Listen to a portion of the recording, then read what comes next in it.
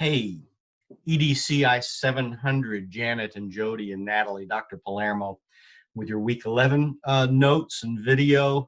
Um, it is election day, November 5th, as I'm recording this, and your OA is due to me for summative feedback at the end of this week by November 12th. Please load that in Blackboard along with your self-assessment. Tell me where you feel you lie and where your OA is at this moment, and I will give you some feedback using the rubric. Make sure that when you do get your feedback that you click on the rubric button and open the descriptions. I'll try to give you as much feedback there as I can about the proficiency of your submission. So submit that this week, please. When you get it back, clean it up and turn it around and put it into TaskStream as soon as you can. But OA Part 2 this week, and then we'll be coming up on the CDP in another couple of weeks. We will look at those together in our face-to-face prior to you loading them in Blackboard.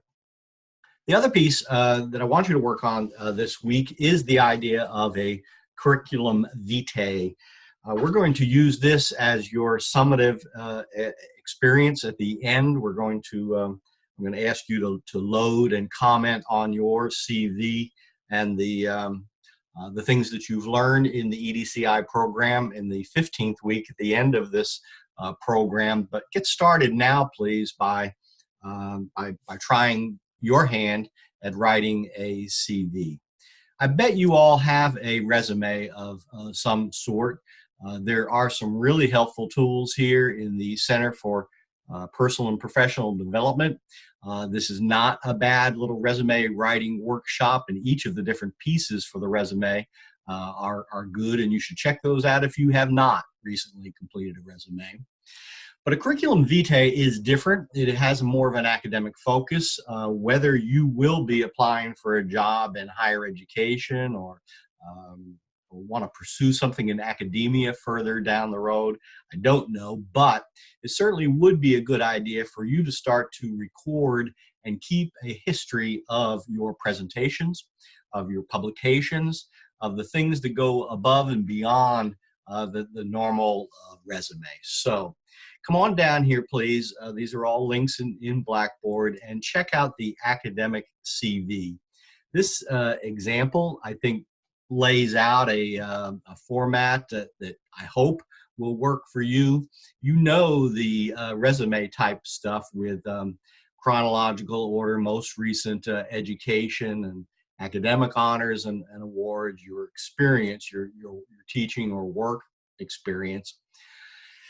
Now, what about publications? Well, technically you have now been published. Your PLM has been published, or will be, in Digital Commons in Gardner Web. And so that's a publication. And if you have submitted articles or had things published elsewhere, that is important. And again, that's important in academia for you to publish. When you have your dissertation done, then you put your dissertation here. And presentations, well, you have completed at least one presentation. That is the not CILD conference this summer, the Summer Leadership Institute, whatever it was called. Go back and find the program and write it up. You presented your PLM at Gardner Web, and that was one presentation. Now, I hope that you have other presentations that you have done either at your school or your district and that you can highlight here. A presentation to the full faculty of your PE or the CDP is a presentation. So write those up as well. Include your professional affiliations, any service that you may have done to the school or for the community. And those are some of the pieces that will be part of your CV. Honors like Teacher of the Year, PTA honor, publications, presentations, affiliations, service. Those are the kinds of things that may not go into a normal resume and should go into a curriculum vitae. I've always heard that the rule for a resume is to try to make it one page. short and sweet and simple. The curriculum vitae is the opposite.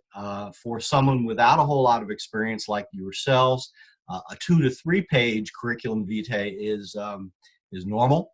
And if I'm interviewing folks for professor positions at Gardner Webb after they've had some experience postdoc, those CVs often run 4, 5, 6 pages with lists of many publications and presentations.